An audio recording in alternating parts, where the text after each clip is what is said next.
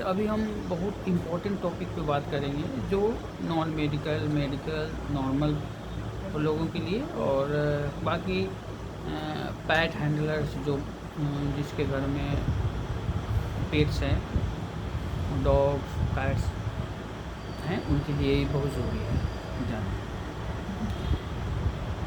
Now ये सवाल आता है कि कुत्ते या बिल्ली के काटने से क्या करना चाहिए। मैं एक एक क्वायरी जितने भी आते हैं हमारे पास वो मैं धीरे धीरे करके आपको एक एक करके बताऊंगा। तो फर्स्ट में क्या करना है, डॉग बाइट हो या कैट बाइट हो, क्या करना है। बाइट के जगह पे नॉर्मल टैप वाटर से अच्छे से धोना है, अच्छे से साबुन के साथ धोना है। जो भी आपके पास साबुन अवेलेबल है उसको अच्छे से धोइए और इमीडिएटली डॉक्टर से कंसल्ट कीजिए, जो आपके नियरेस्ट डॉक्टर है। इसमें एक सवाल लोगों में उत्पन्न होता है कि मेरा जो पेट है, जो डॉग है, वो वैक्सीनेटेड है, तो हमको वैक्सीन लेने की ज़रूरत है कि नहीं। ऑब्वियसली आपको वैक्सीन लेने की ज़रूरत है। क्यों? क्योंकि जो वैक्सीन आपने डॉग को दिया है वो डॉग के प्रोटेक्शन के लिए है, ना कि आपको प्रोटेक्शन के लिए। तो वो जो वैक्सीन दिया है, डॉग को रैबिट नहीं होगा। वो डॉग जो होता है कैरियर होता है, उसके सलाइवा में वायरस होता है, तो वो आपको काटेगा तो वो ट्रांसमिट जरूर करेगा। तो आपका पेट वैक्सीनेटेड हो वैक्सीनेटेड नहीं हो, आपको डॉक्टर से कंसल्ट करना है।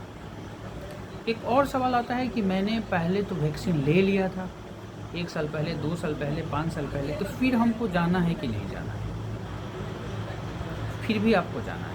आप ऑलरेडी फुल्ली वैक्सीनेटेड हैं, 4 वैक्सीन लेने की ज़रूरत थी, आपने 4 वैक्सीन लिया है और आप फुल्ली वैक्सीनेटेड है, आपका डॉग भी वैक्सीनेटेड है। जाना है कि नहीं, इस केस में भी आपको जाना है। अगर फुल्ली वैक्सीनेटेड है तो आपको 2 डोज लेनी होती है, 0 और 3 डोज। जिस दिन जाएंगे उस दिन लेना है और तीसरा दिन लेना है। कुछ लोग क्या करते हैं कि आज काटा है तो 3 दिन बाद में आप जा रहे हैं रिपोर्ट कर रहे हैं। इससे आपको दिक्कत किस टाइप का है कि आप अगर डॉग बाइट हुआ है, अगर वो रेबीज कैरियर है, तो आपको तो वायरस आपके शरीर के अंदर प्रवेश कर गया है, तो वो अपना इफ़ेक्ट आपको दिखाएगा। तो ये आपको इमीडिएटली जब हो तब आपको जाना है, ठीक है। दूसरा चीज़ है किस किस एनिमल्स के काटने में हमको एंटी रेबीज वैक्सीन लेना है। आपको रैट बाइट के लिए एंटी रेबीज वैक्सीन लेने की ज़रूरत नहीं है, उसमें हम लोग नहीं देते। रिमेंबर, रैट बाइट में एंटी रेबीज वैक्सीन नहीं लेना है। बाकी जितने भी पेट्स हैं, जैकल हुआ, आपको कोई एनिमल हुआ, जैसे काओ, बुफैलो, डॉग कॉमनली है, रैट, इन सब में लेना है, लेकिन आपको चूहा के काटने में नहीं लेना। रैट में आपको नहीं लेना है, तब लेने की ज़रूरत नहीं। उसमें क्या लेना है आपको, रैट बाइट में इन्फेक्शन होता है, तो आपको टेटनस की इंजेक्शन सब में लेनी है। टेटनस में तो लेना ही लेना है, बट अगर रैट बाइट भी होता है उसमें टेटनस से लेना है। एंटी रेबीज की जो वैक्सीन है वो नहीं लेनी। अब कब डोज में देना है, कितना देना है, उसका क्या है, जो मेडिकल प्रोफेशनल हैं जो ये हैंडल करते हैं उनके लिए बात है।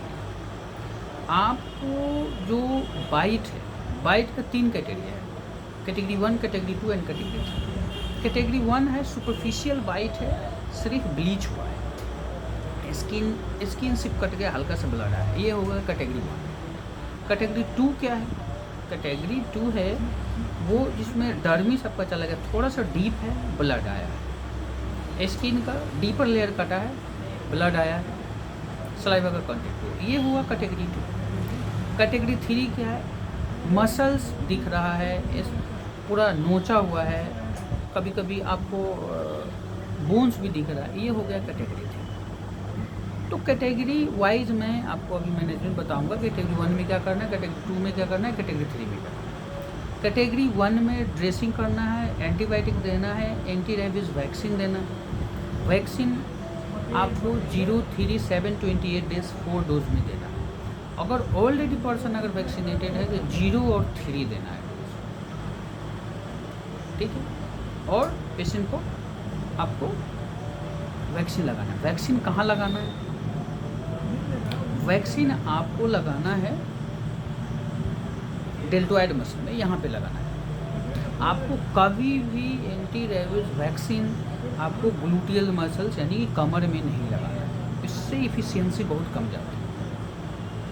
तो आपको इंटरडर्मल लगाना है। दो चीज़ है कि आपको दो रेजिम है। एक इंटरडर्मल लगता है जो प्रोफेशनल मेडिकल कॉलेज में जहाँ पे बहुत सारी वैक्सीन दी जाती है, इंटरडर्मल लगाते हैं बिकॉज ऑफ कि आप कम वैक्सीन में मात्रा में आप बहुत लोगों को आप दे सकते हैं क्योंकि वह बल्क ऑफ द पेशेंट ज़्यादा है। ठीक है। दूसरा है आईएम लगाना है। अब जहाँ पे कम लोड है पेशेंट का उसमें हम लोग आईएम लगाते हैं। ठीक है, ये होगा। कैटेगरी टू का मैनेजमेंट सेम कैटेगरी 1 की तरह है। इसमें अगर डीपर आपको लग रहा है, वुंड ज़्यादा है, वो जो आपका पेट है वो पालतू नहीं है और नॉन है, उसमें आप एक चीज़ एंटी रेबीज इम्यूनोग्लोबिन आता है, तो आप उसको दे सकते हैं। अब एंटी रेबीज इम्यूनोग्लोबिन क्या है? ये इमीडिएटली इफेक्ट करता है। ठीक है, तो कैटेगरी 2 और कैटेगरी 3 में ये देते हैं और ये इमीडिएटली आपको देना है। साथ में जो नॉर्मल वैक्सीन का जो शेड्यूल है वो चलेगा। अब एंटी रेबीज इम्यूनोग्लोबिन कैसे देना है? वो दिया जाता है जहाँ पे भी बाइट है। अगर हैंड में बाइट है तो बाइट के चारों तरफ इन्फिल्ट्रेट करके देना होता है। इन्फिल्ट्रेट करके दे दिए।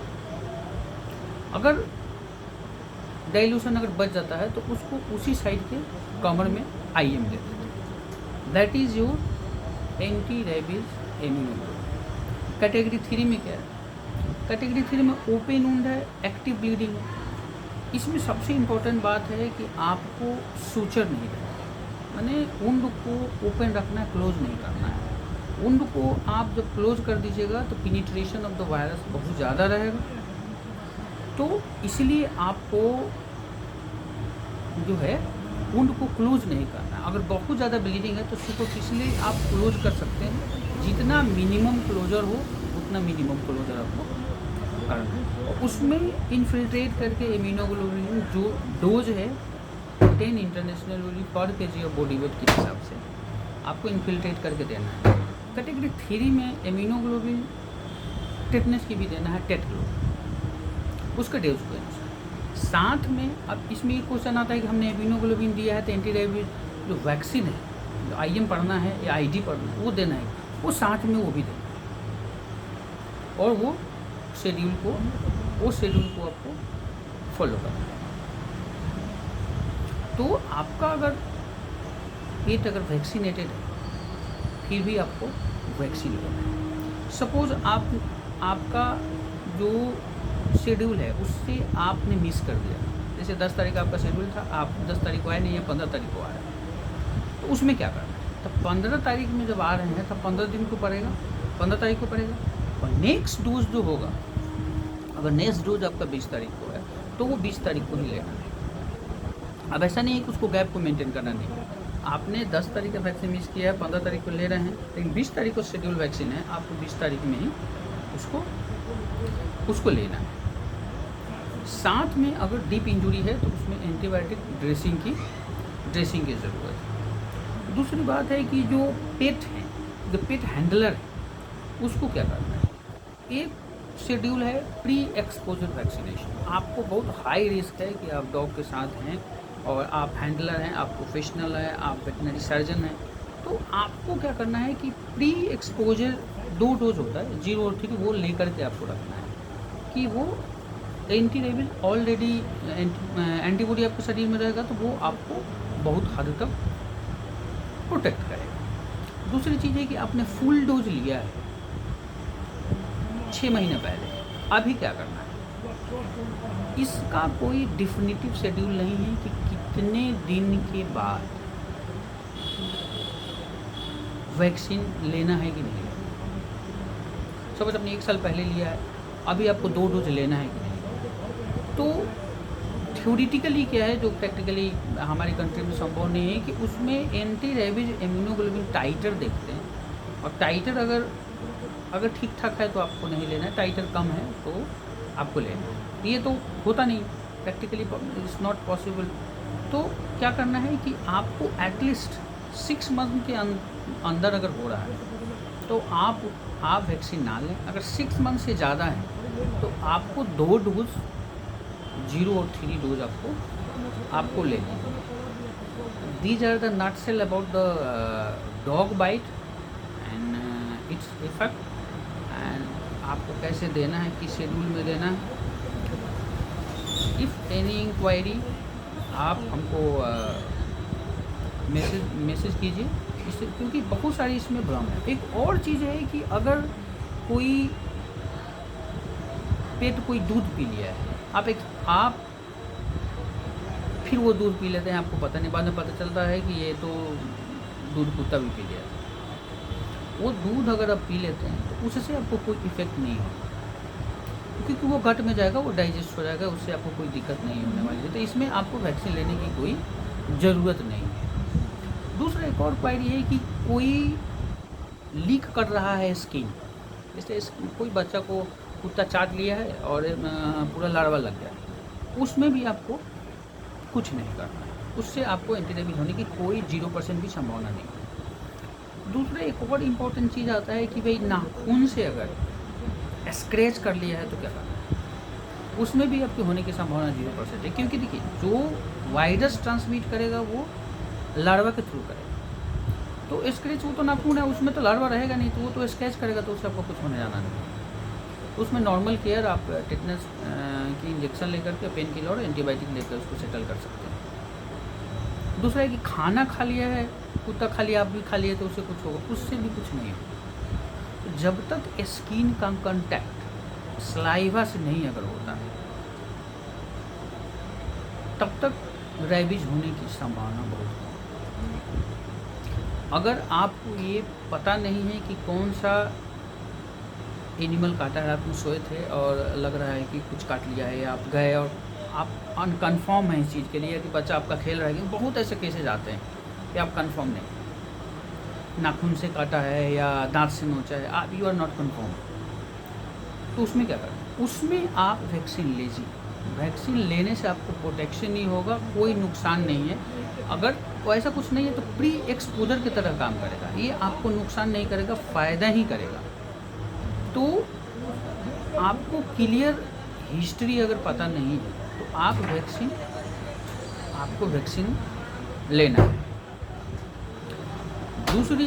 दूसरी चीज़ है कि आपको कोई पता नहीं है, कोई रात में कोई काट लिया कुछ है, तो उसमें आपको क्या करना है, जो भी प्रोफेशनल लोग मैं उनको बता रहा हूँ कि आप उस पेशेंट को 24 आवर ऑब्जर्वेशन में इमरजेंसी में भर्ती कीजिए।